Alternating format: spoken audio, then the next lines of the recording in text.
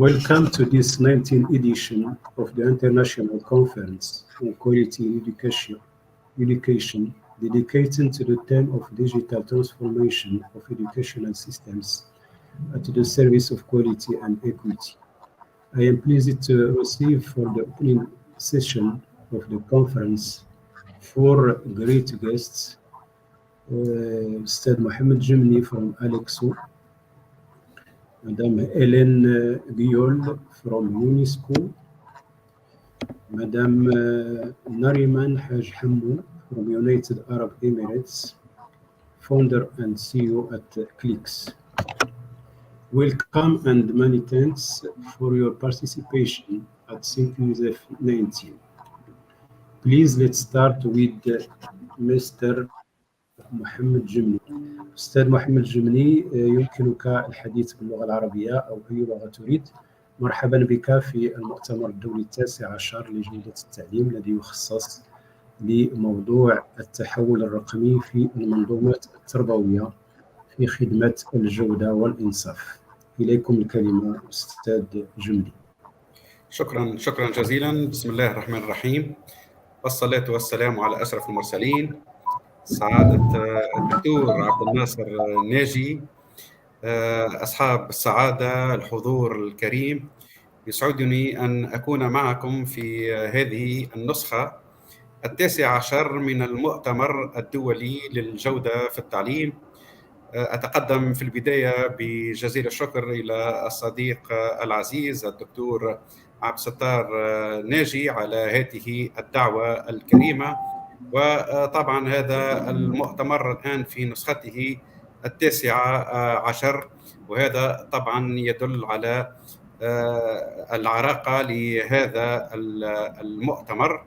وهذا المؤتمر الذي يعني في دورته التاسع عشر الذي اكتسب قيمة علمية على مر السنين. إذن مداخلتي اليوم ستتمحور حول التحول الرقمي في التعليم في الدول العربية، الفرص المتاحة والتحديات المطروحة. سأتحدث في هذا العرض على تحديات التحولات الرقمية الكبرى، الفرص المتاحة، وسأتحدث بالخصوص عن الثورة الصناعية الرابعة، الذكاء الاصطناعي والتعليم، تكنولوجيا الميتافيرس. ثم سأخصص الجزء الأخير من مداخلتي لتقديم بعض مشروعات الأليكسو في مجال التكنولوجيا والتحول الرقمي والذكاء الاصطناعي.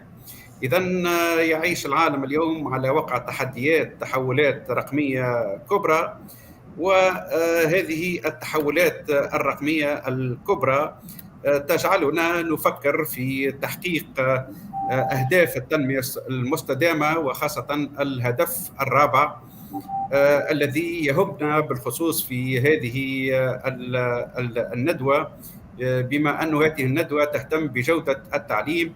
والهدف الرابع الذي يتكلم عن ضمان التعليم الجيد المنصف والشامل للجميع، وتعزيز فرص التعلم مدى الحياة للجميع.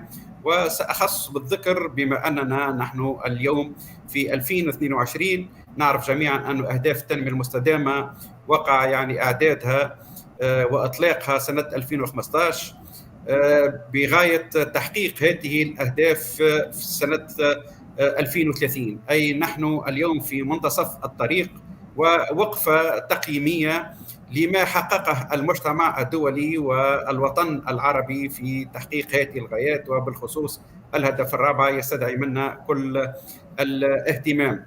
الأهداف التنمية المستدامة هي يعني تنقسم إلى غايات، ولكل غاية هناك مؤشرات.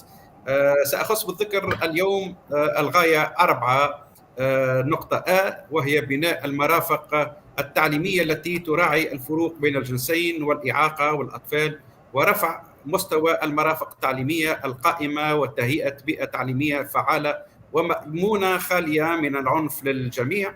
وكما تعرفون جميعا يعني العالم عاش على وقع جائحة كوفيد-19. وهذه الجائحة بيّنت أنه لا مفر من استعمال التكنولوجيا، وأن التكنولوجيا واستعمال التعليم الإلكتروني واستعمال التعليم عن بعد هو الملاذ الأخير والملاذ الوحيد عندما تعطلت الدروس، وعندما الجائحة تسببت في إغلاق المدارس وإيقاف التعليم الحضوري.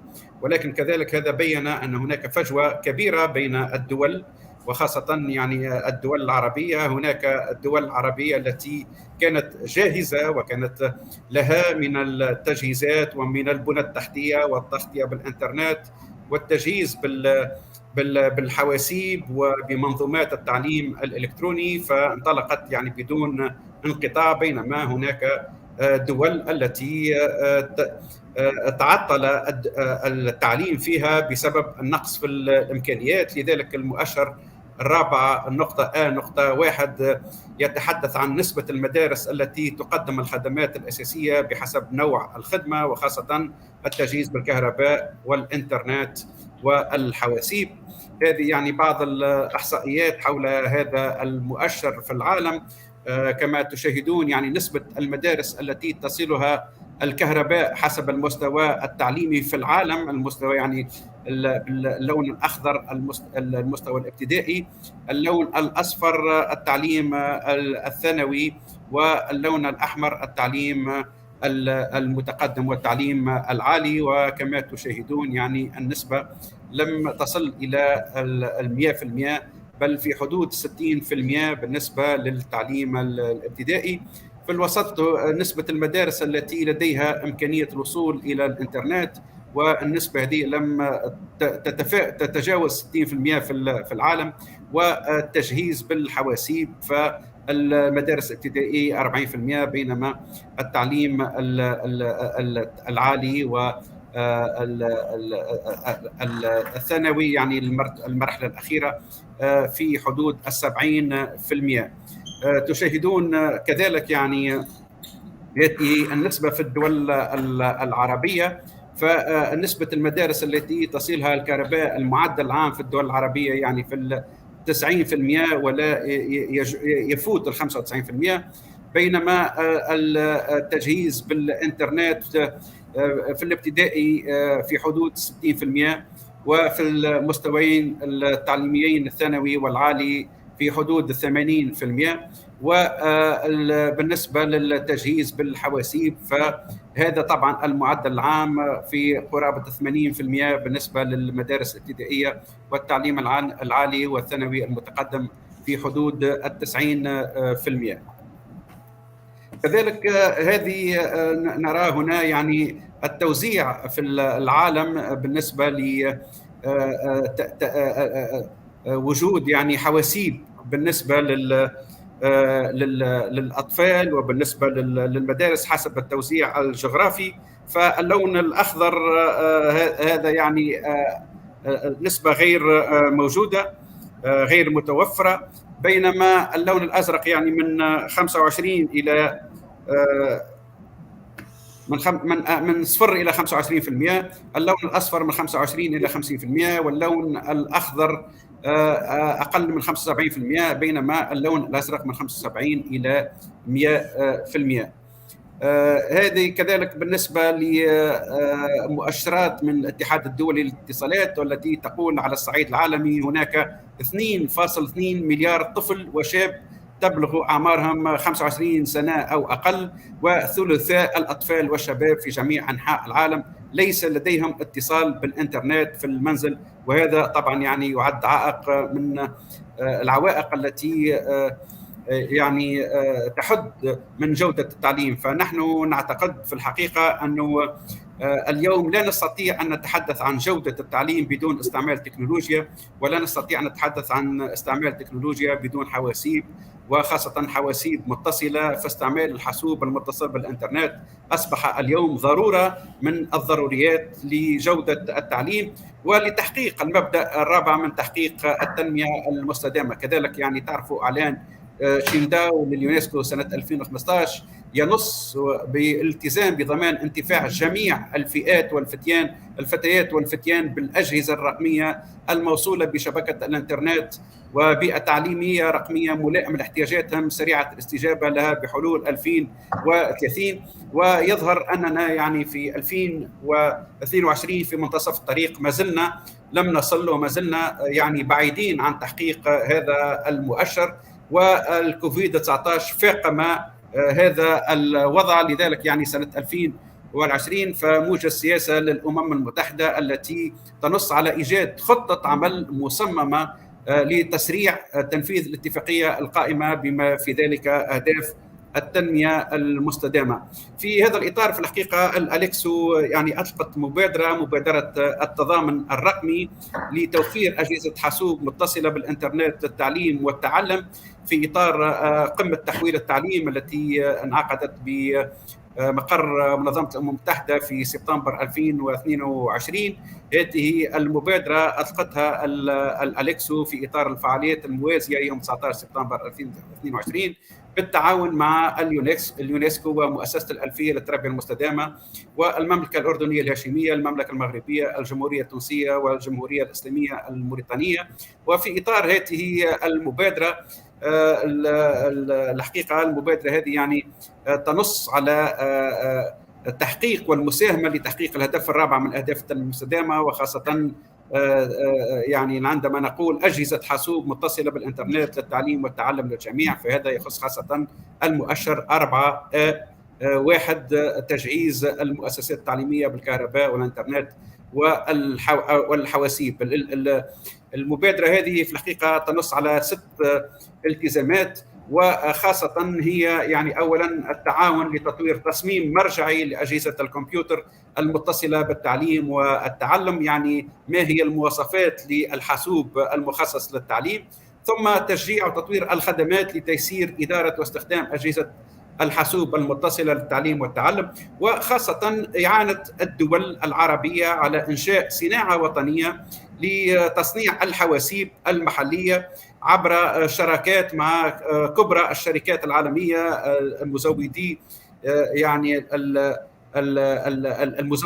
المزودين الكبار للأجهزة مثل انتل ومثل يعني مايكروسوفت وكبار الشركات، حتى نساعد الدول العربية على إنشاء صناعة وطنية والضغط على التكاليف حتى تجهز المدارس وتوفر للعائلات العربية الحواسيب المتصلة.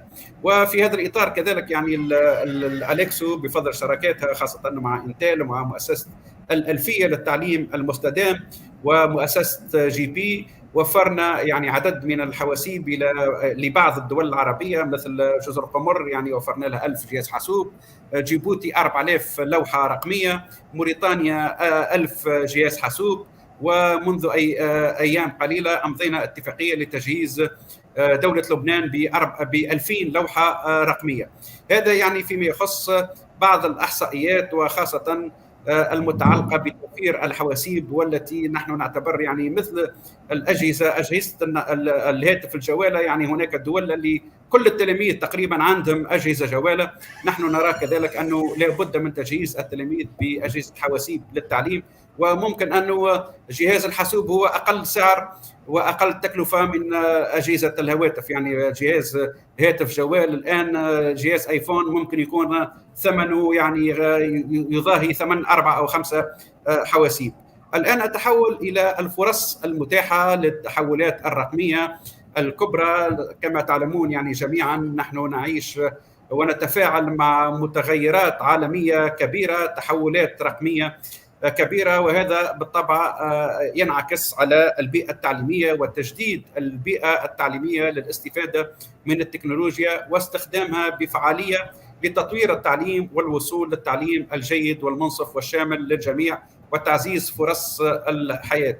التكنولوجيا لتحقيق الأهداف الأممية، تعرفوا يعني الإعلان الألفية يعني قبل الأهداف التنمية المستدامة ضمن يعني إعلان الألفية تعد تكنولوجيا المعلومات والاتصال في محور خطة، يعني كانت أداة مهمة لتحقيق الأهداف الشاملة لتحقيق الأهداف الألفية. وكذلك في الخطة التنمية المستدامة تعد التكنولوجيا في محور خطة التنمية المستدامة لعام 2030، وتعتبر مؤشرا للتقدم وأداة لتحقيق أهداف التنمية المستدامة.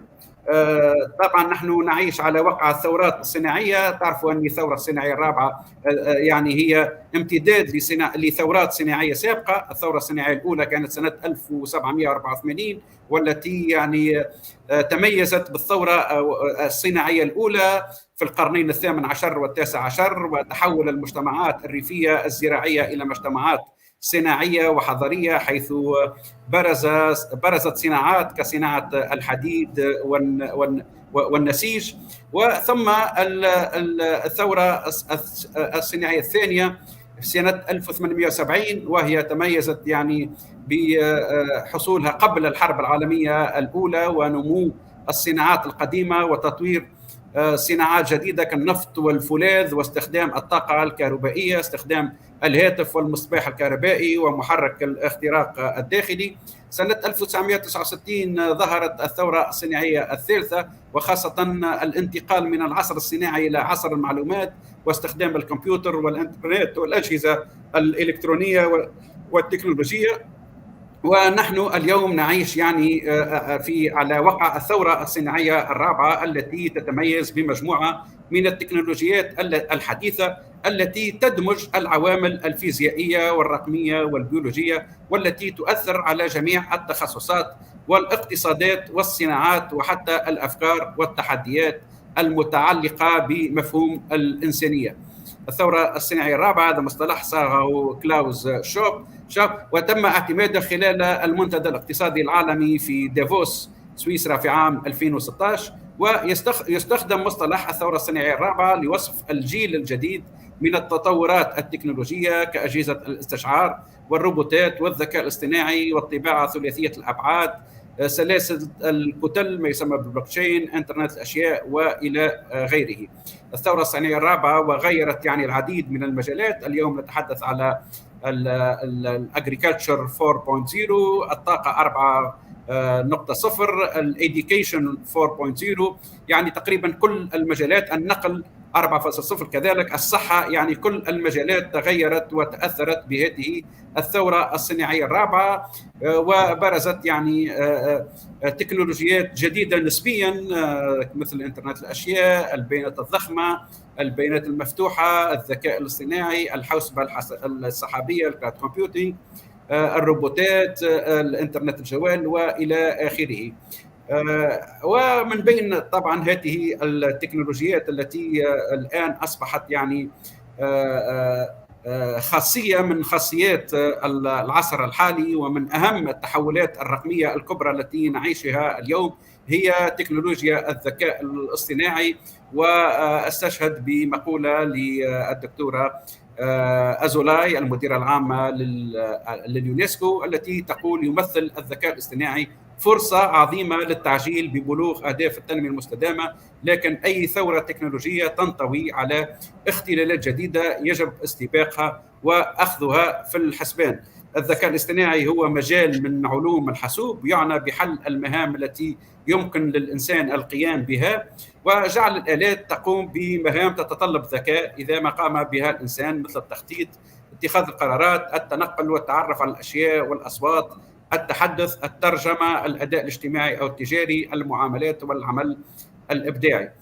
هو سلوك وخصائص مميزة تتسم بها الأنظمة والبرمجيات بشكل يحاكي القدرات الذهنية البشرية وأنماط عملها. ومن أهم مميزات الذكاء الاصطناعي هو القدرة على التعلم والاستنتاج ورد الفعل على أوضاع لم تبرمج سابقا، وهذا بفضل يعني طبعا ما يسمى بالديب ليرنينج والبيج داتا. يعني الذكاء الاصطناعي يعتمد أساسا على البيانات الضخمة وعلى الديب ليرنينج والخوارزميات الذكية التي يعني يستفيد منها الحاسوب أو البرمجية للقيام بالاستنتاجات. الفرق يعني بين نظام الأتمتة ما يسمى بالأوتوميشن والذكاء الاصطناعي Artificial Intelligence. الأتمتة هي نظام يعتمد على القواعد التي تحددها البرمجة، فالآلة هنا تتبع المتسلسلات المنطقية المحددة سلفا، وهو ما يعني كون الرمز A يفضي منطقيا إلى الرمز B وهكذا. أما الذكاء الاصطناعي فهو بمثابة تعليم الآلة لتستنتج بنفسها وتدرك ما يجب أن تفعله وما لا يجب أن تفعله. فالتشفير أو الترميز هنا لا يكون صريحا، حيث يسمح للآلة بقدر معين من المناورة. وهذا طبعا الخطورة أننا يعني نصنع الآن آلات تمتاز بقدرة يعني لمعالجة المعلومات وقدرة كبيرة تفوق قدرة البشر، وهذه الآلات بفضل هذه البرمجيات والخوارزميات المتقدمة قادرة على اتخاذ قرارات حتى لبرامج ومشاكل لم تبرمج من أجلها. أثر الذكاء الاصطناعي للتعليم وفقا لتوماس أرنيت يقول: الذكاء الاصطناعي لا يشكل تهديدا بقدر ما سيساعد على تبسيط مهام التدريس الأساسية ومساعدة مديري المؤسسات التعليمية على التصدي للتحديات الرئيسية التي تواجه المدرسة، كالرفع من كفاءة المعلمين وتوقع متطلبات المتعلمين المختلفة. فالذكاء الاصطناعي إذن يستطيع أن يساعد على توجيه الأسئلة استنادا إلى نقاط ضعف الطفل، كما سيمكن من دراسة سلوك المتعلمين والعمل على مساعدتهم، وبصيغة أخرى التطبيق الأمثل لمبادئ البيداغوجيا الفارقية واحترام الذكاءات المتعددة للمتعلم. فالذكاء الاصطناعي يستطيع أن يدرس ويتعرف على نقاط ضعف كل طالب، وبفضل التعليم المشخصن كل طالب يستطيع أن يستفيد من تعليم موجه حسب حاجياته وحسب نقاط الضعف التي يستنتجها الذكاء الاصطناعي. ومن جهة أخرى فقد أظهرت بعض الدراسات أن الطلاب يميلون إلى اللجوء إلى الأجهزة الذكية أكثر من المدرس لطرح الأسئلة، وهذا طبعا يرجع إلى حقيقة أنهم يخافون من إزعاج المعلم، كما أنهم يتجنبون احتمال تقييمهم سلبا عند طلب التفسيرات بشكل متكرر، بينما وجه الطالب لن يحمر إذا سأل الحاسوب. فهذا يعطي أكثر أريحية للطالب حتى يسأل بدون أن يقع في أي إحراجات. تطبيقات الذكاء الاصطناعي في التعليم يعني كثيرة جدا، فالمساعدون الشخصيون الافتراضيون، روبوتات الدردشة ما يسمى بالشات بوكس، شبكات النقل عبر الانترنت، المراقبة بالفيديو، تنظيم الصور ما يسمى بالكلاسيفيكيشن والاندكسيشن، خدمات وسائل التواصل الاجتماعي، تخصيص نتائج محرك البحث، أنظمة التوصية الآلية يعني الأوتوماتيك ريكومنديشن.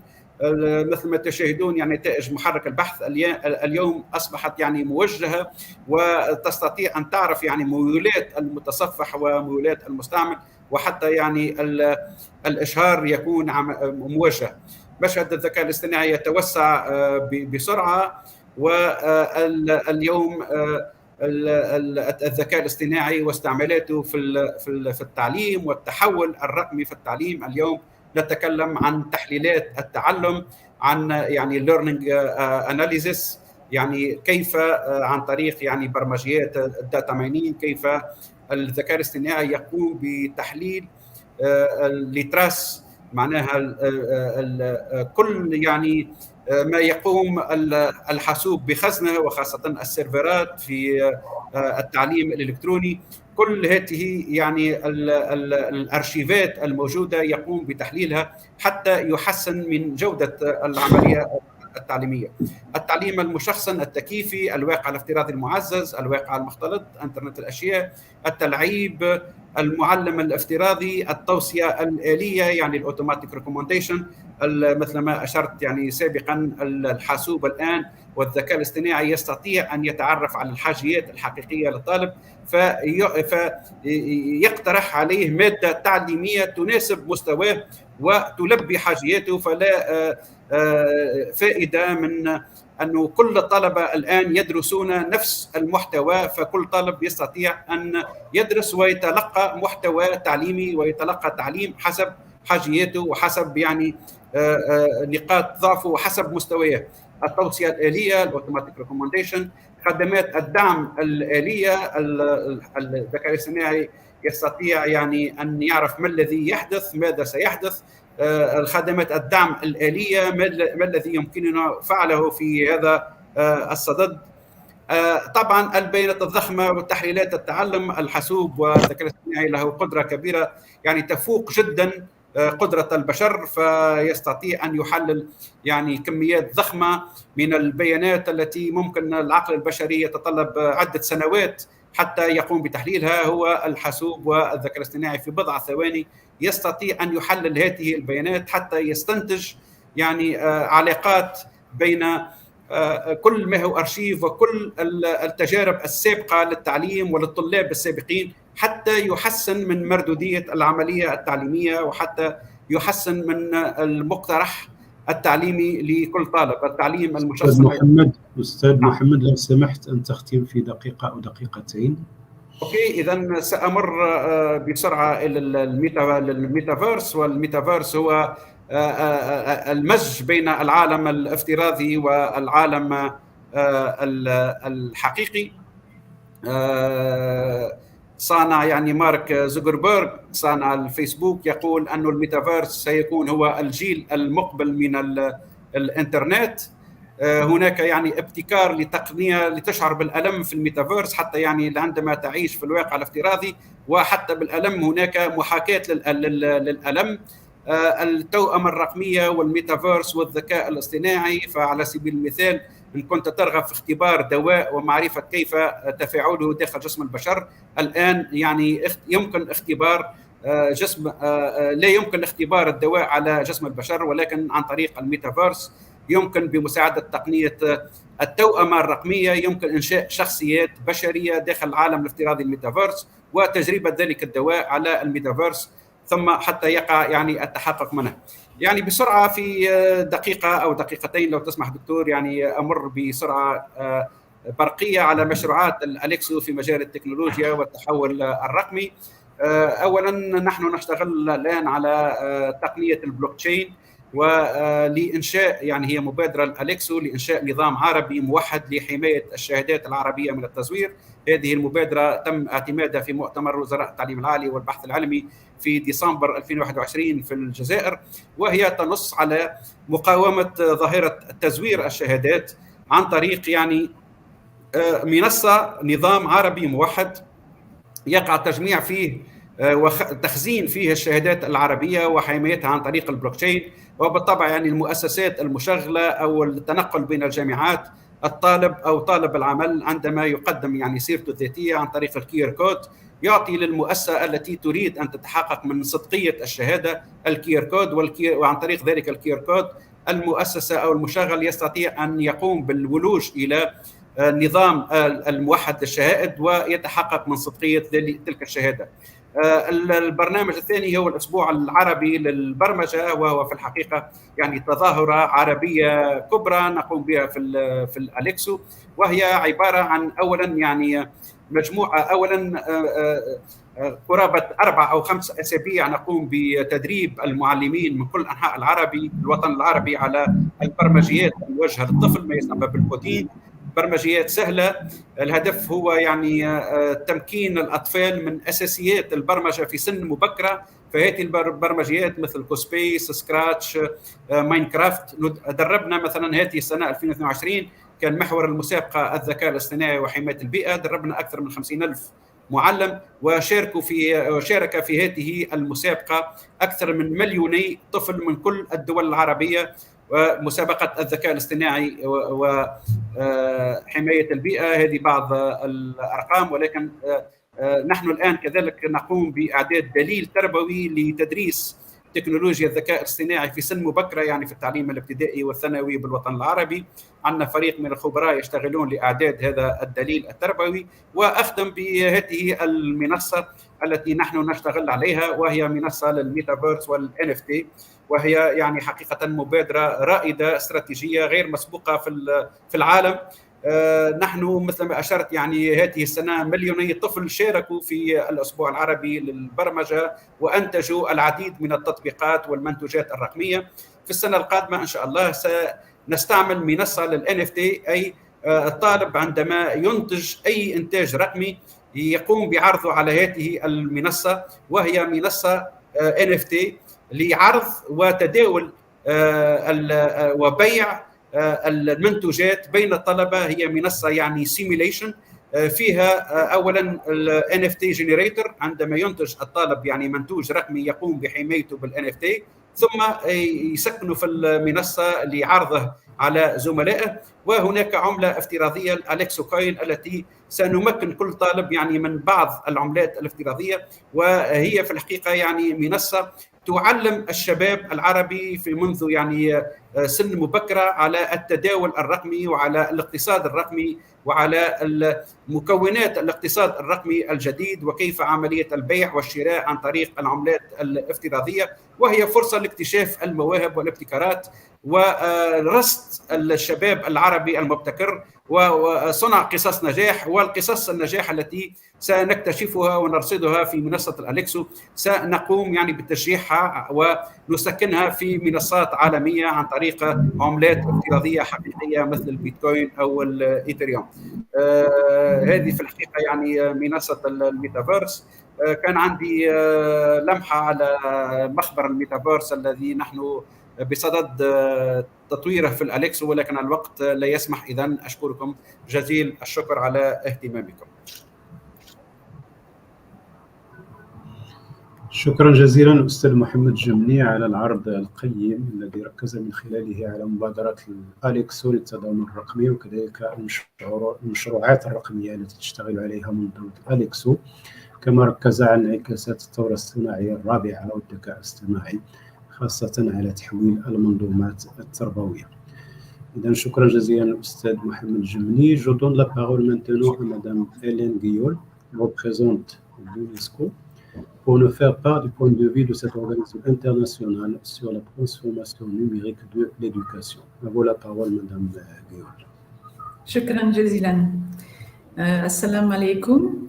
Good afternoon, ladies and gentlemen. On behalf of Eric Falt, Regional Director of UNESCO Office for Maghreb Countries, I'm very honored to be part of this high-level panel of the CIMQUSEF19 International Conference on Quality in Education, focused at taking stock of current trends in digital transformation of educational systems at the service of quality and equity. First, I would like to thank CIMQUSEF and AMACEN for having called upon UNESCO together with various panels profiles to discuss these important issues of digital learning, which is linked to our core mandate as the UN organization in charge of coordinating member states' progress to Sustainable Development Goal 4. As reaffirmed in the call to action, assuring and improving quality public digital learning for all, released during the Transforming Education Summit, the TESS in September 2022, the power of the digital revolution must be harnessed to ensure that quality education and lifelong learning is provided as a public good and a human right for all, with a particular focus on the most marginalized. This past year, the story of the role of educational technology has changed from one of response to recovery. Globally, these recovery efforts are a step toward a broader digital transformation. Most programs and policies aimed at other targets, such as access, inclusion, and management in education systems. Those reported digital technology as important or essential. This shows how digital technology is being integrated into education service delivery for the long term. As that has been said in the previous contribution of Alexo, the contribution of technology to achieving quality learning for all is key. This has been even more emphasized during the pandemic. The realization of the digital transformation of education requires systematic transformation covering various aspects of education area, including pedagogy, curriculum, assessment, social caring, and the organization of learning across institutions, levels, and lifelong learning settings. Artificial intelligence, and this has been said also before, for instance, plays a unique role in fostering the connection of decision-making processes and enabling new business models. I'm happy to share that the Kingdom of Morocco has applied to transform the new International Center for Artificial Intelligence of Morocco, AI movement, Mohammed VI Polytechnic University in Rabat, in a UNESCO Category 2 center. This allowing for this institution to perform as an international and regional expertise and research center on AI.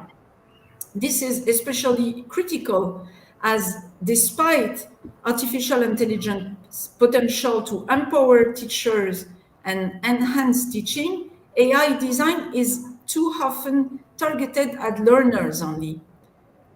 We must remember digital divides still exist within and across countries in all regions of the world, including Maghreb. Despite this, digital technology played a critical role in the response to school closures caused by COVID-19, and UNESCO has monitored it. Countries have shared experiences and given us many success stories for how technology can bridge long-enduring gaps in learning access, especially for hard-to-reach and vulnerable children. These stories also showed us that technology can be a huge help to teachers to provide targeted supplemental learning to complement classroom activities. This means that today, as schools have reopened, the focus has shifted from connecting individuals to connecting classrooms. Countries are investing heavily in hybrid and blended learning so that students and teachers can attend school and teach and learn with, about, and through technology to prepare them for a digital decade. Such policies ensure that EdTech does not worsen learning disparities further, because the school is an essential public site for teacher-informed access to and use of technology. A few examples in our Maghreb region include the high priority here in Morocco with the new roadmap recently launched, which emphasized the need for each teacher to access digital labs, for instance, with appropriate digital platform and related resources. We know also that Tunisia is conducting a big reform on equipping schools with high-level connectivity through the GovTech project. Key progress also including for instance, the inclusion of Mauritania in the African Imagine-École platform, which as of now contains 11 countries, which allows teachers to access more than 600 content resources for digital teaching and learning. Nevertheless, we must act to steer technology and not to be steered by it. Teachers should be involved in every step of the progress of digital transformation in education. Technology can empower teachers as educational content creators and as high-quality, inclusive instructors, but it can also be a heavy burden. Now, more than ever, the public and private sectors must work together to ensure that pedagogy drives the development of EdTech that can support teachers, rather than EdTech determining what future pedagogy looks like. Overall, these efforts show us a widespread belief in the potential of educational technology to help recover from pandemic learning losses, provide targeted interventions, and ultimately to transform education systems to respond to the ever-evolving demands of a digital age. In spite of challenges concerning digital access and pedagogical preparedness, the ministries of education around the world are swiftly acting upon the positive lessons learned from the pandemic about the effective but also the ineffective uses of educational technologies. The use of digital technology in education is also itself transforming from a crisis response into a lasting strategy for education system improvement. More broadly, UNESCO has been leading global work on digital transformation of education in several strands. First, we have launched a global education coalition to ensure continuity of learning. The coalition involves by now 2,000 members. A large number of members are organizations actively engaged in digital transformation of education, including private sector, foundations, and research institutions. In Maghreb, specifically, one example is that it meant that around 10,000 beneficiaries, master trainers, teachers, learners from Tunisia and Morocco were trained to use one of UNESCO coalition partners, the PICS portal, to assess their digital skills and get to improve their level through adaptive exercise and tests. We also acted to devise international frameworks, such as the Connectivity Declaration, with its focus on centering the attention to most marginalized people, digital learning and resources as common public goods, and the importance of governance and ethical use of technology. We also supported capacity building of stakeholders and beneficiaries through global missions and flagships. I mentioned the Global Skills Academy, but also teacher digital skills to the Global Teachers Campus. Chers participants, permettez-moi de continuer en français. Ces interventions montrent aussi le défi posé par le phénomène massif de datification de l'éducation. Pardonnez ce néologisme, mais lié de façon exponentielle l'apprentissage à la création, à l'analyse et au partage de données numériques est à la fois une opportunité, mais aussi un risque. De nouveaux horizons positifs pour le droit à l'éducation s'ouvrent à travers la digitalisation, mais cela entraîne aussi une plus grande vulnérabilité des apprenants et des acteurs du système éducatif. C'est ce caractère dual de la datification de l'éducation que nos travaux montrent au niveau international. Il est donc évident que le numérique peut ainsi se révéler une épée à double tranchant pour ceux envers qui on s'est pourtant engagé à donner une éducation inclusive et de qualité. Permettez-moi d'en mentionner 3 que nous considérons essentiels. Premièrement, si les outils et le développement des compétences numériques peuvent contribuer à améliorer l'inclusion, et notamment en favorisant l'accès à une éducation de qualité, ils peuvent au contraire creuser les inégalités et renforcer la fracture numérique existante. Deuxièmement, si la technologie numérique permet de personnaliser et d'adapter l'éducation en fonction des besoins et des intérêts des apprenants, ainsi que d'appuyer le travail des enseignants, la technologie peut, à contrario, réduire leur autonomie professionnelle et la composante humaine essentielle de l'éducation. Enfin, troisièmement, si certaines technologies peuvent être présentées comme ayant un but sécuritaire, elles peuvent parfois mettre à mal la sécurité et le respect du droit à la vie privée, notamment en l'absence d'une transparence par rapport à leur fonctionnement. Cette dualité des effets potentiels du numérique dans l'éducation s'est accentuée à l'échelle mondiale avec la pandémie de la Covid. Il est désormais évident qu'un meilleur encadrement du numérique, y compris le renforcement de la protection des données personnelles dans le système éducatif, est nécessaire afin d'assurer que les droits des élèves, des professeurs et de toutes les personnes évoluant dans la sphère éducative soient respectés. Au niveau international, nos propres travaux montrent que plus de 70 pays membres ont adopté les lois concernant la protection de la vie privée ou des données personnelles. Il est essentiel de garantir que les principes de justice et d'humanité soient au cœur de tous les services basés sur les données, et l'éducation en fait partie. Conscient de la nécessité d'aller plus loin et de l'importance de la dimension collective et multilatérale du défi qui s'offre à nous, l'UNESCO s'engage depuis plusieurs années afin de mobiliser la communauté internationale dans son ensemble. L'organisation a la volonté de faire avancer les discussions, d'encourager les actions concrètes dans ce domaine, afin de défendre le droit de chacun à l'éducation de qualité, en prônant notamment une transformation numérique inclusive et éthique et un meilleur accès à une connectivité plus sécurisée.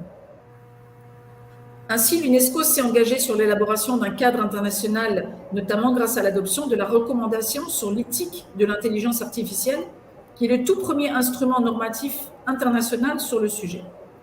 Cette recommandation constitue une véritable boussole éthique et un socle normatif mondial pour garantir le respect de l'État, de droit dans le monde numérique, y compris dans l'éducation.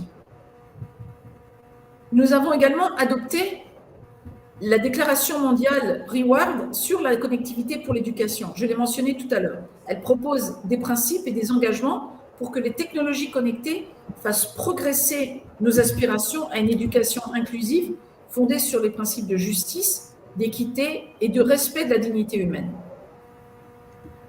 L'UNESCO a également lancé l'initiative sur les dimensions évolutives du droit à l'éducation, qui examine les nouveaux défis, les tendances et les développements auxquels ce droit fait face, y compris dans la sphère du numérique et dans une perspective d'apprentissage tout au long de la vie. Et cela permet une discussion collaborative sur l'expansion potentielle du cadre normatif mondial. Nous menons d'ailleurs un état des lieux de cette question dans certains des pays que couvre notre bureau, à savoir la Mauritanie, le Maroc et la Tunisie.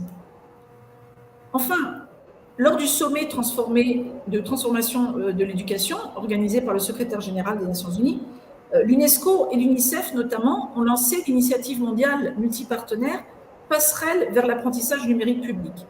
Cette toute nouvelle initiative vise à aider les pays à garantir un accès équitable aux ressources d'apprentissage numérique, notamment les ressources libres, à identifier et à partager les meilleures pratiques et établir des normes et standards internationaux pour guider le développement des plateformes. Nous souhaitons donc avancer ensemble pour avancer la coopération et la solidarité internationale.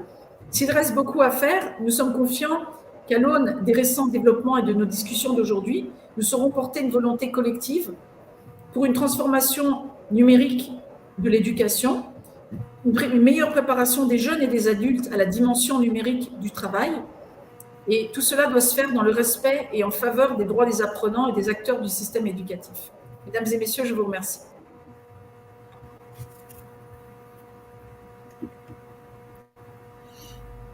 Merci, Madame Hélène, pour votre intéressante intervention, mettant l'accent sur des dualités affectant notamment l'inclusion, l'autonomie et la vie privée. Permettez-moi maintenant de souhaiter la bienvenue à Madame Benkiran qui nous rejoint à l'instant. And now I am welcoming Dr. Nariman Haj Hammou to speak about how to harness quality in digital education.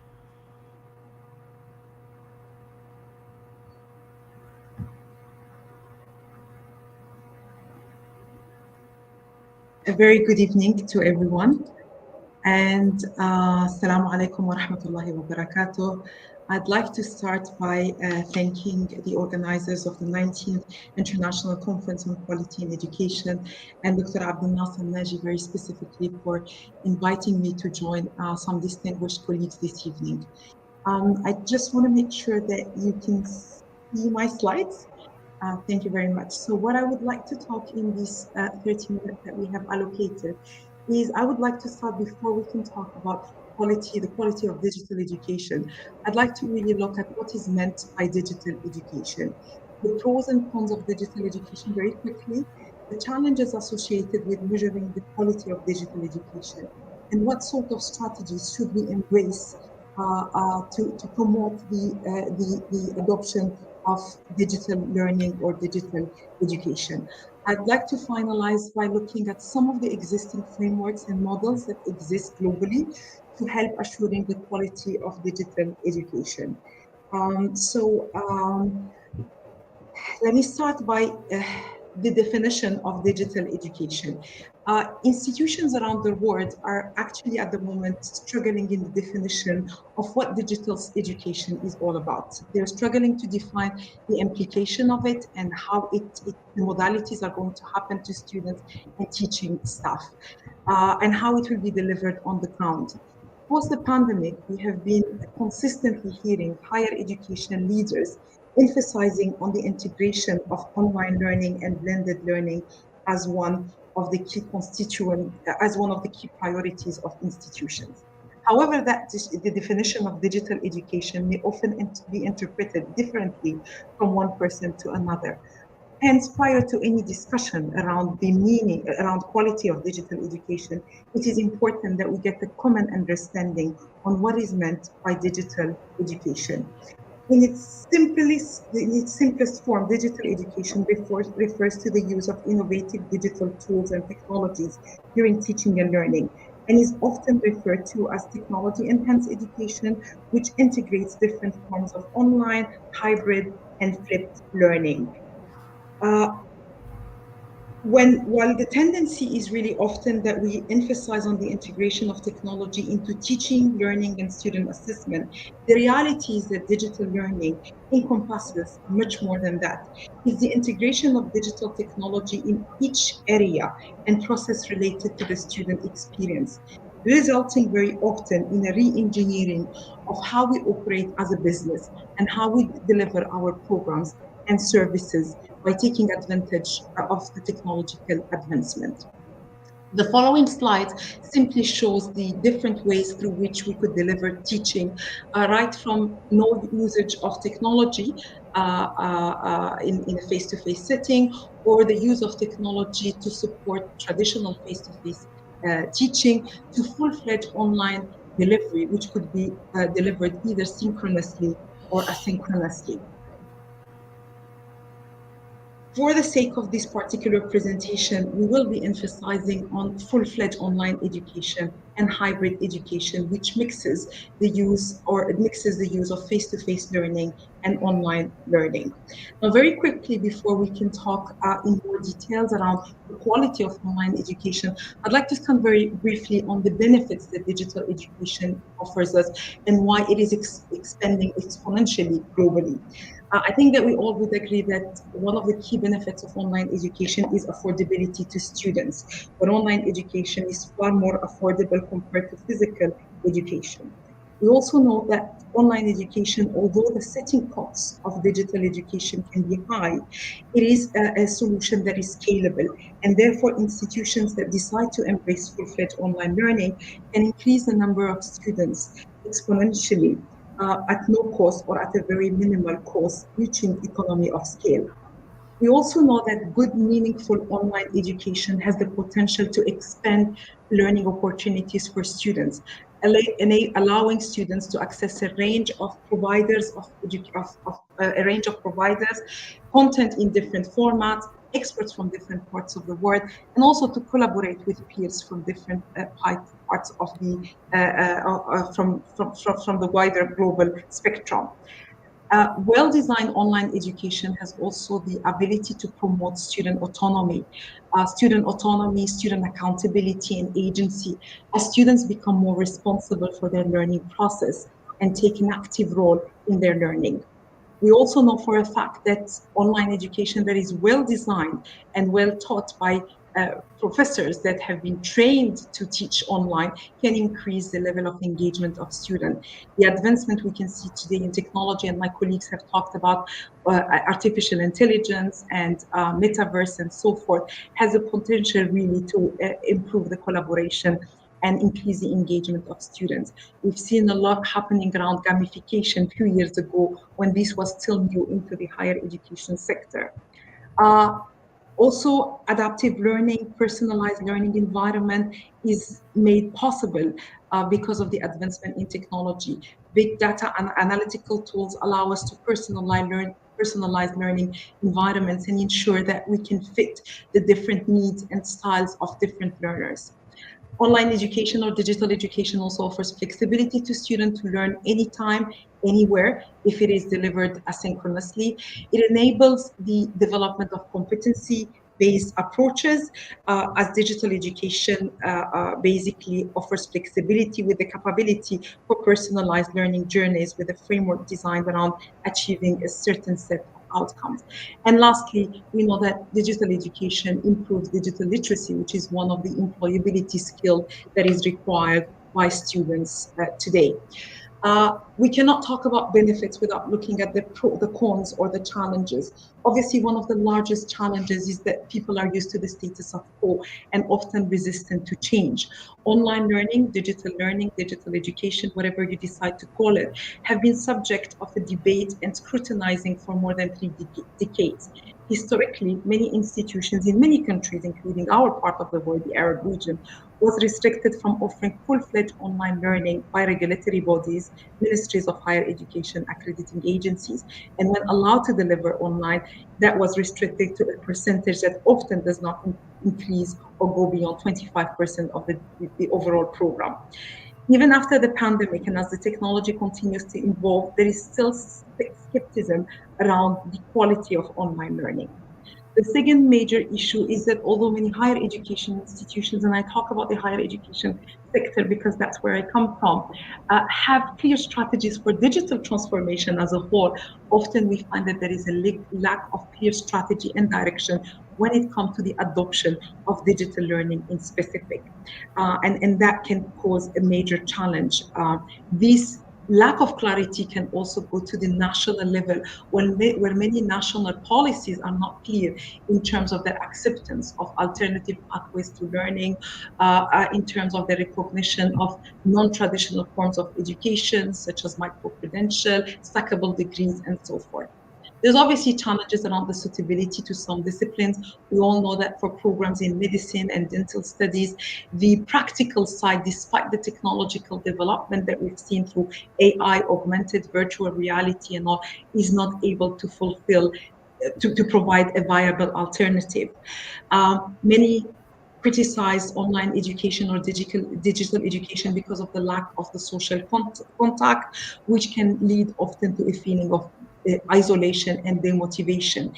That's why we cannot really say that online education is for every kind of student, but it is suited for certain type of students that are fitted to learn within these modalities of learning.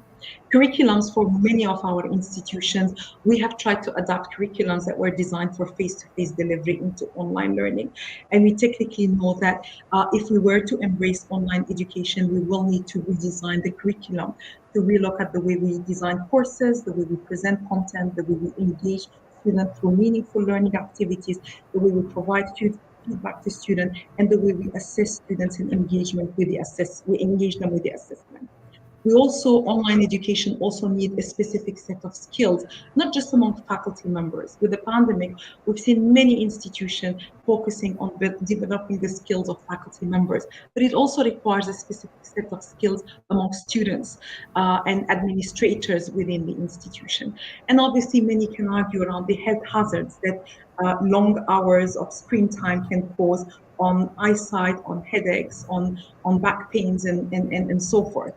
Nevertheless, what we have, while I've been really privileged to work in the field of online education since 2003, much before the pandemic, what we have been seeing is a stigma that is associated with online digital education, that online education can never offer the same quality as the traditional face-to-face learning. There's still a lot of this skepticism around the use of technologies in learning in the absence of a campus experience. Although we know from historical findings, such as those that were published in meta-analysis conducted by the US Department of Education back in 2010, that concluded that student outcomes in online learning exceeded those receiving face-to-face instruction, and that blended learning yields the best learning outcomes for students. Since that time, so much has evolved in terms of tools available for online education, but still that skepticism around the quality of online learning still continues to be there. a major challenge where measuring quality in the context of digital education is difficult is that despite that we have often hailed that online education is a solution to breaking the iron triangle of quality, access, and cost, therefore enabling greater equity. There still has been major doubts about its efficacy, utility, and value. Moreover, more recently, with the widespread of the emergency remote teaching, those doubts has amplified. We hear a lot about the loss of learning that has happened during the pandemic, the skill deficiencies among students who have returned to the campus. But measuring the quality in the context of digital education continues to be a major challenge, mainly because quality is actually a multifaceted and holistic, and will consider a wide range of measures that include strategy, policy, infrastructures, processes, input, output, and much more. We also know that quality in the field of digital education must be dynamic, where flexibility must be integrated into our quality systems to accommodate the rapid changes in technology. We also know that quality in the field of online education is mainstreamed and needs to be represented and needs to be reflected in everyone's work and everyday practices. It needs to be representative, where quality must be considered from the perspective and demands of various interested stakeholders, including students, staff, regulatory bodies, government, society at large, and so forth. And then obviously quality is multifunction as it assumes different functions. The function of instilling quality culture within our institutions, the function of providing a roadmap for continuous improvement, and then the function of serving as a label of quality and accountability from an outside perspective. So those institutions wanting to embrace digital education should clearly spell out what quality means in the context of their institution and what sort of quality indicators can be actually identified. Whenever we talk about quality in online education, it's very important that we differentiate between what we've done as a result of the pandemic, which we call emergency remote teaching, emergency remote instruction, and quality meaningful online education. That differentiation is pivotal and crucial. ERT was used to assure the continuity of learning. It involved taking courses that were designed for face-to-face classroom and moving them very quickly into a remote modality using some web conferencing tools and some LMS functionality. Typically, the aim was to replicate the in-person classroom experience, and most faculty had little training, support, or time or resources to effectively move or transition online. On the other hand, meaningful online learning is rooted in the institutional strategy. It's a it's a well-planned experience that happens over a course of several months, where courses are purposefully designed for the online environment. The technologies and tools are carefully selected for the educational objectives, and faculty usually receive professional development and support to succeed in that modality. So it is important to really distinguish between the two. Now, we know that this disruption is here, and the key question is, are we ready for it?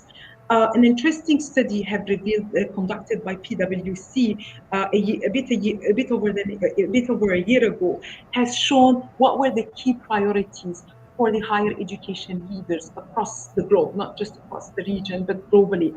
And what we found out that two of the key priorities for leaders of higher education is digital transformation. While 94% of the leaders of higher education that were interviewed have actually defined or have actually revealed that digital transformation would be on both the short and long-term agenda of their institution for the next 3 to 5 years. So what we can say is that online education, digital education is here to stay. So how do we embrace it in a positive way? How can we as institutions re-envision, adapt, and evolve to continue to remain relevant? Those forward-thinking educational institutions are now seeing the power of technology. But in order to embrace technology in a wider scale, it is very important that we actually work at multiple levels. It is important that we work at a macro level.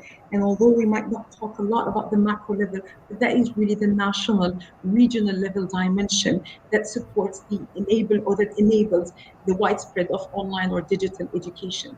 We also need to work at our institutional level, at the meso level. And we also need to work at the functional dimension or the micro level.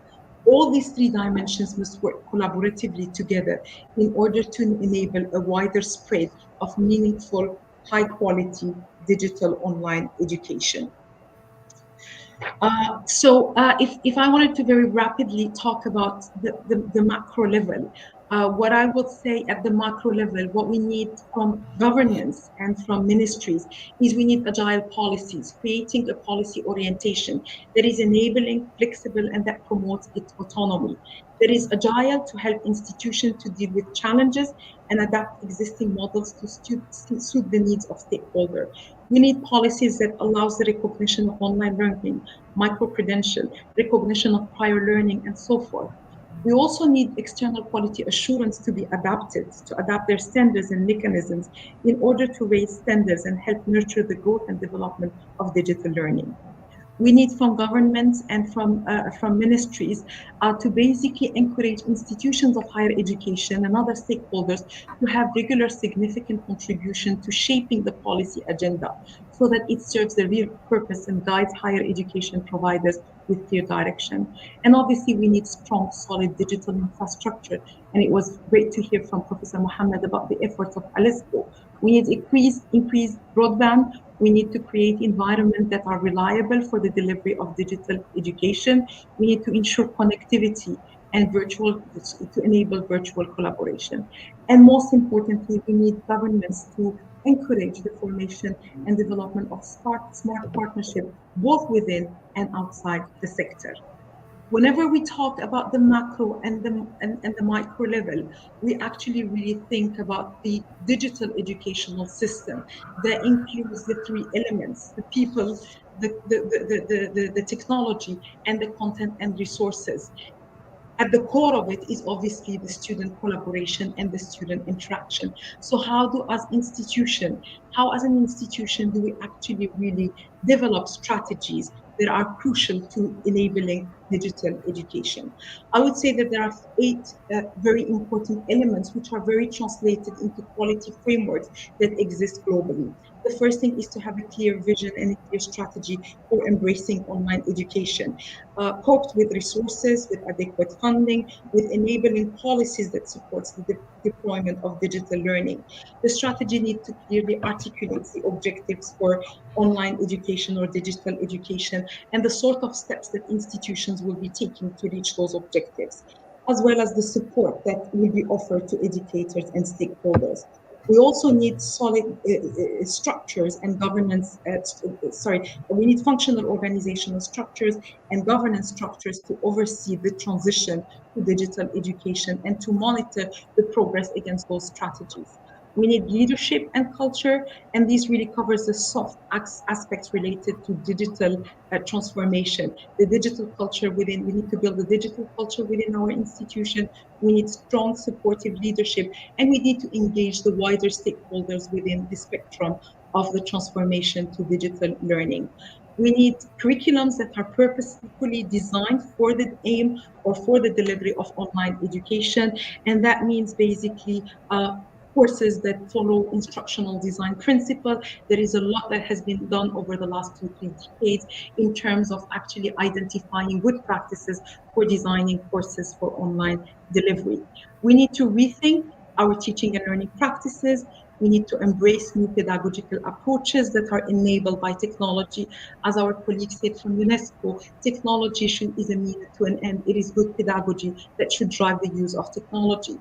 We also, institutions need to look beyond what is happening. So we need to look at as also at new forms of assessment. During the pandemic, the biggest challenge was how do we handle student assessment?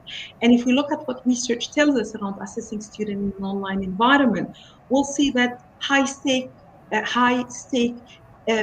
summative assessment are not really the best way of assessing a student in an online environment. We've seen many institutions investing in proctored exams and so forth, while we know that rethinking assessment to include more authentic performance-based assessment on an ongoing basis where students engage with their assessment is actually the best way to move forward. Building learning communities and providing feedback to students on their work, actionable feedback is also a key element to embracing digital education. It is also important that the institutions look at this holistic student life cycle that goes beyond what happens in the classroom, the overall student experience, the overall administrative and academic support that the student receives. And then obviously ensuring that we have a reliable digital infrastructure that is integrated and that most importantly consider aspects of scalability and equity and access. It's important that institutions ensure that educational technology tools are properly selected. And obviously, the use of analytics can play a crucial role to inform institutional decision and strategy and to improve the effectiveness of teaching and learning practices. Having said that, many institutions have been thinking about there's so much that needs to be done, and sometimes are not aware about how to move forward. Now, there are many frameworks over the years that have been created to actually oversee the quality of online or digital education. In order to define quality in online learning, it's important for institutions, for ministries, for accreditors to start by defining what do they mean by digital education and what sort of quality, what does quality mean in the context of digital education in their own national and institutional context. What quality dimensions exist? It is important also to look. Dr. Nariman, can you conclude, please? Yes, I'll conclude in the next 2-3 minutes. So just as to say that there are many frameworks out there that looks at basically the quality of online education.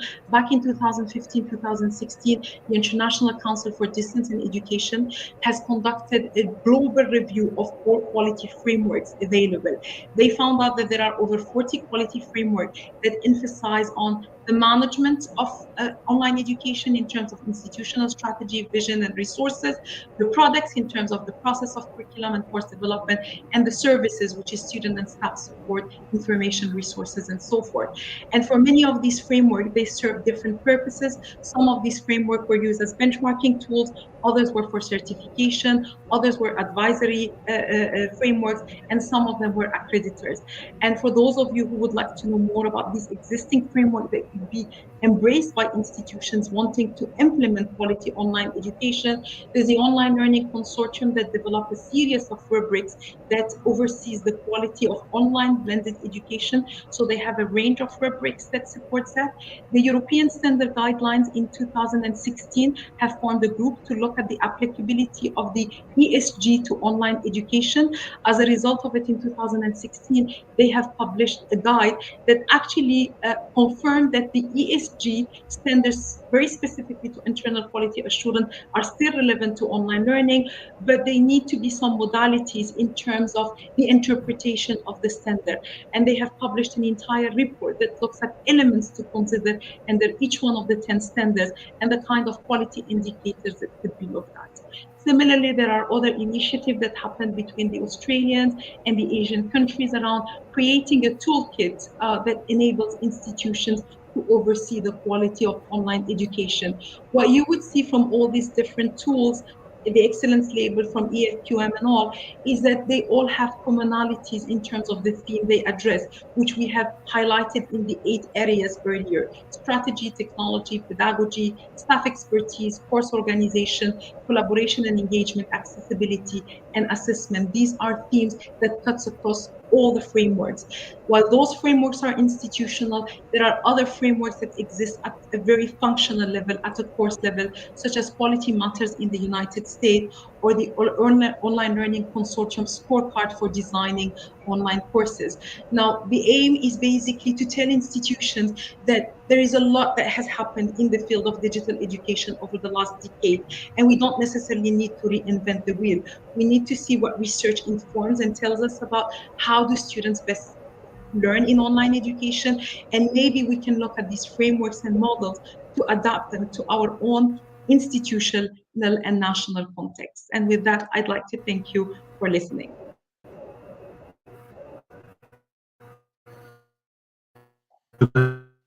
And for your interest in digital,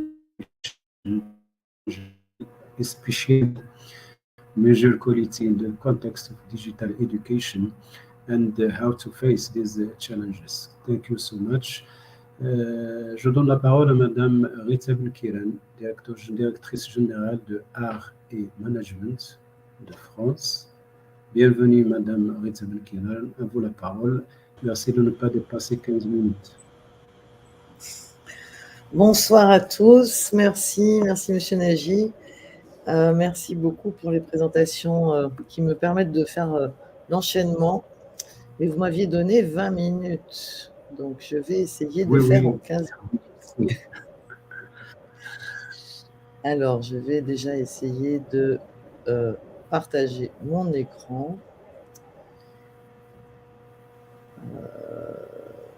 Aïe, je ne peux pas. Il faut que je... Désolée, j'ai un petit souci parce que ça ne marche pas sur Safari.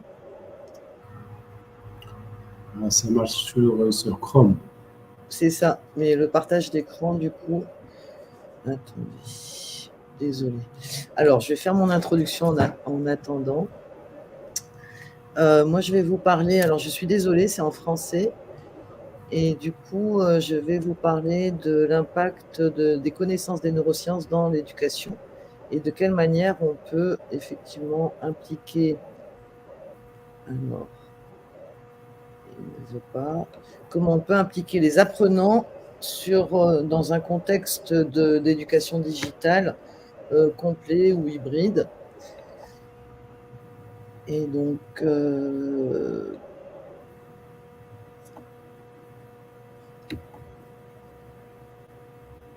vais essayer d'importer un fichier, ça ira peut-être plus vite.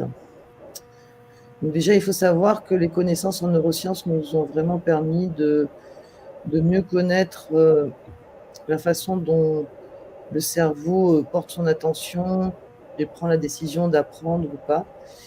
Et il faut bien distinguer l'éducation des jeunes et l'éducation des adultes, puisque, voilà, je pense que ça devrait aller.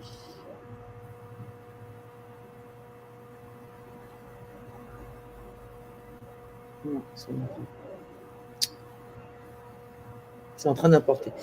Donc, en fait, notre cerveau se développe jusqu'à l'âge de 25 ans. Et donc, la façon dont on apprend est différente si on est en développement. Donc, l'apprentissage des enfants est différent de l'apprentissage des adultes. Et je vais surtout vous parler du cerveau des adultes. Mais c'est valable aussi pour les jeunes. Mais il y a quand même des nuances à avoir puisque les motivations sont différentes. Donc, en fait, la difficulté en digital, c'est de garder l'attention des apprenants, puisque c'est fatigant.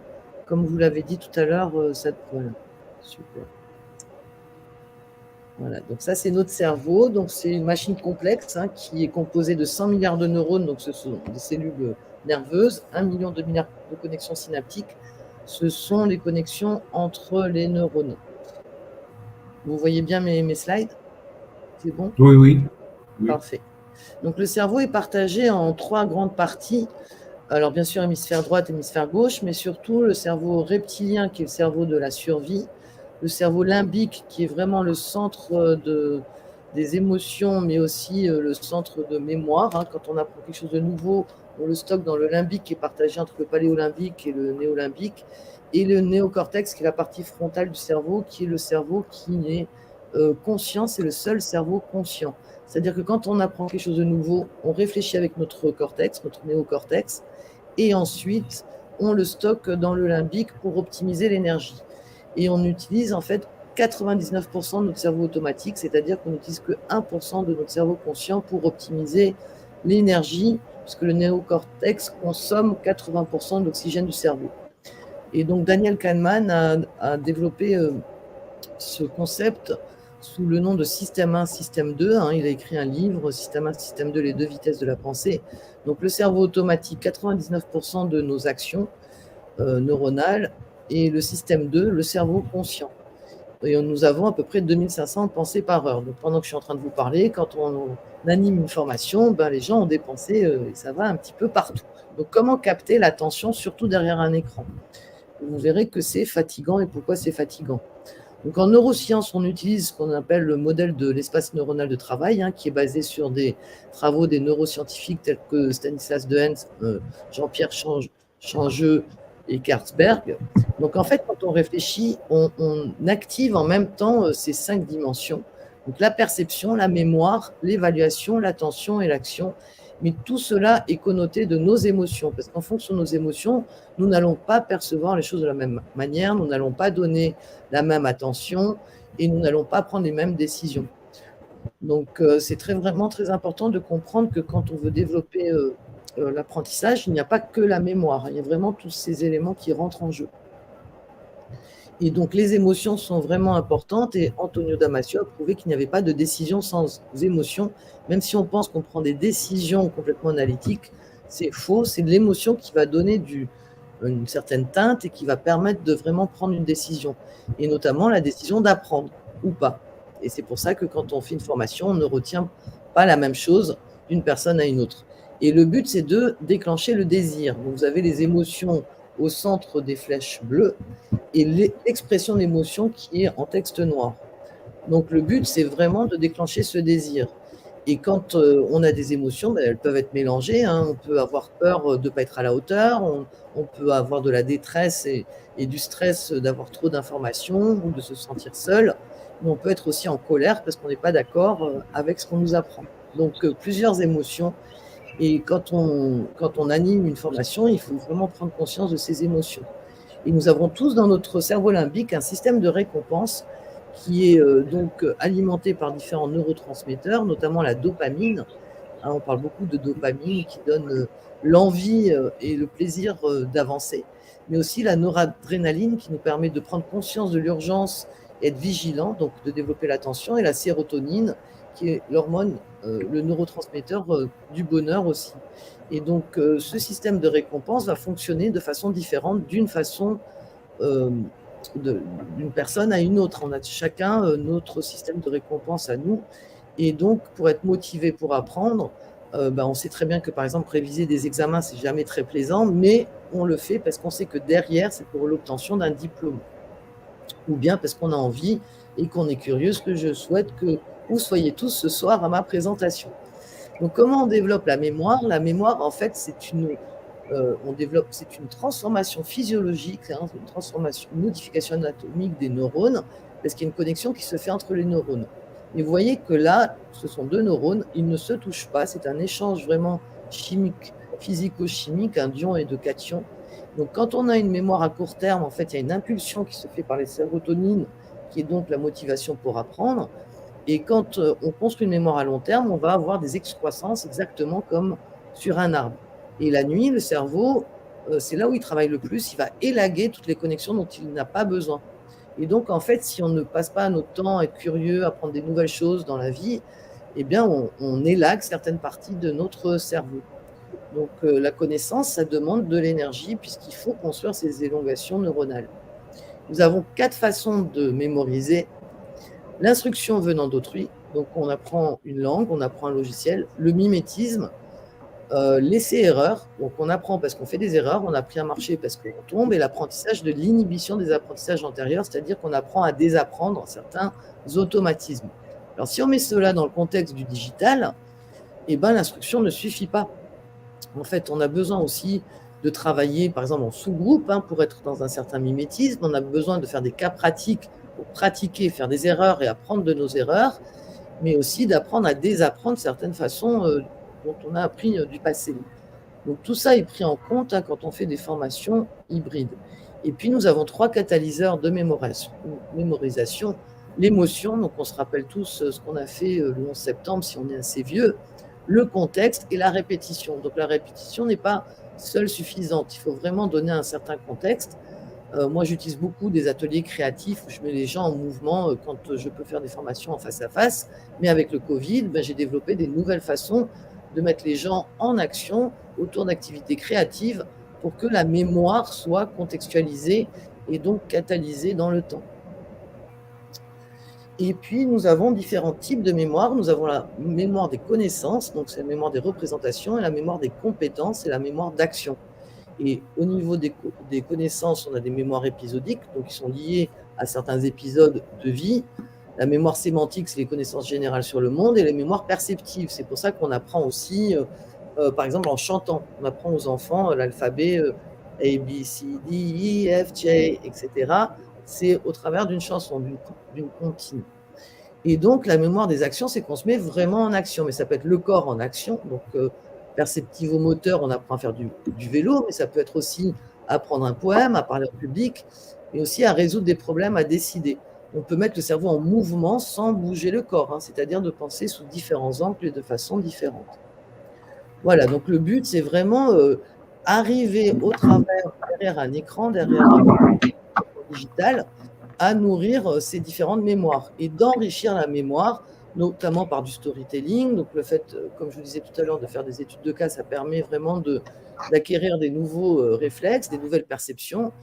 On peut aussi transformer notre mémoire procédurale, puisqu'on va apprendre à faire les choses d'une certaine manière, mais après, il faut l'expérimenter. Et ça fait partie, en fait, aussi de l'éducation. Ce qu'il faut savoir, c'est que notre mémoire, en fait, on se projette dans le futur.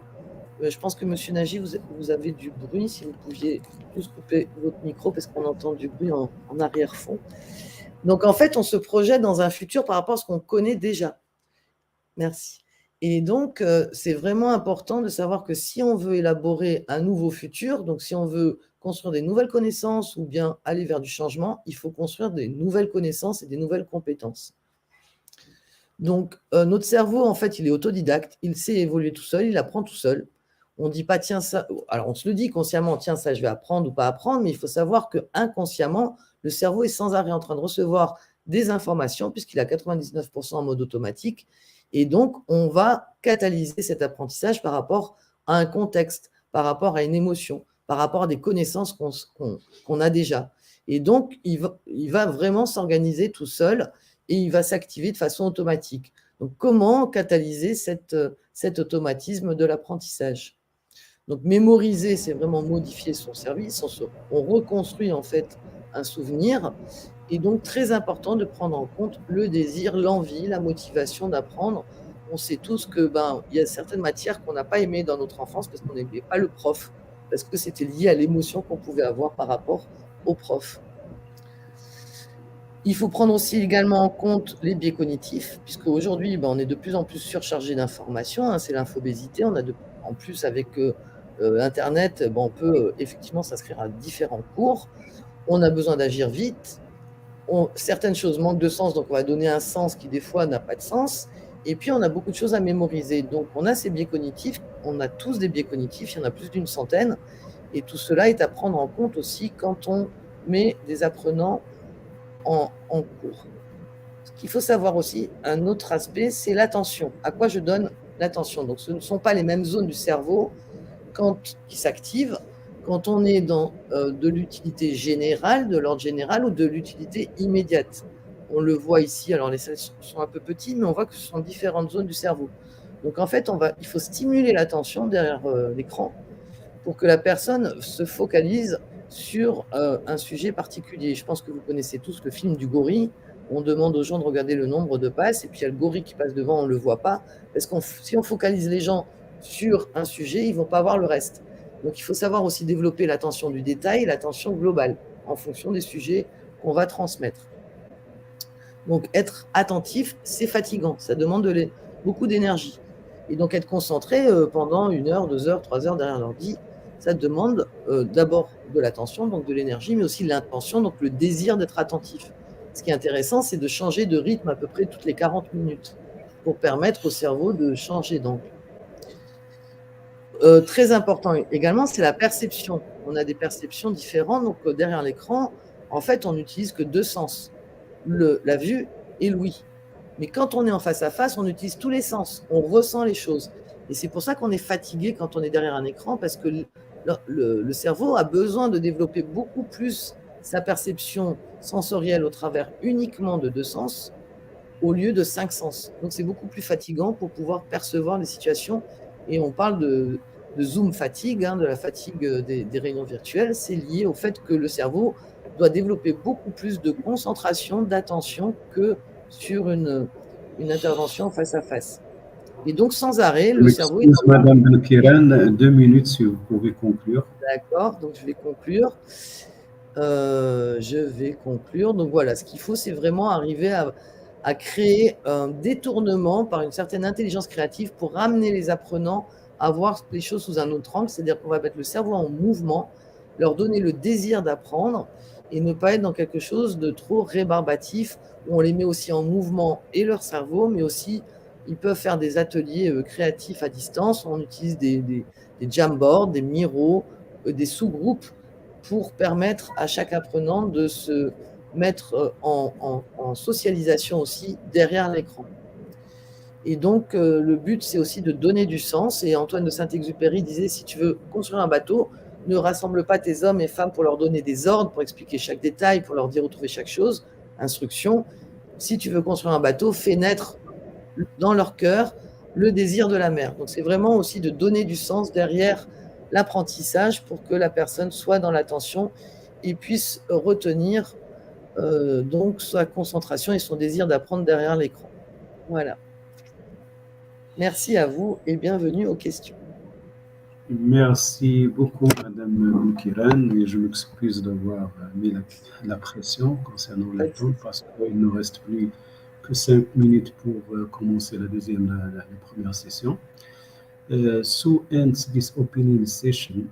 Thank you all for your excellent contribution to our conference, and stay connected as the next session starts after 5 minutes. Goodbye and thank you very much. Merci beaucoup.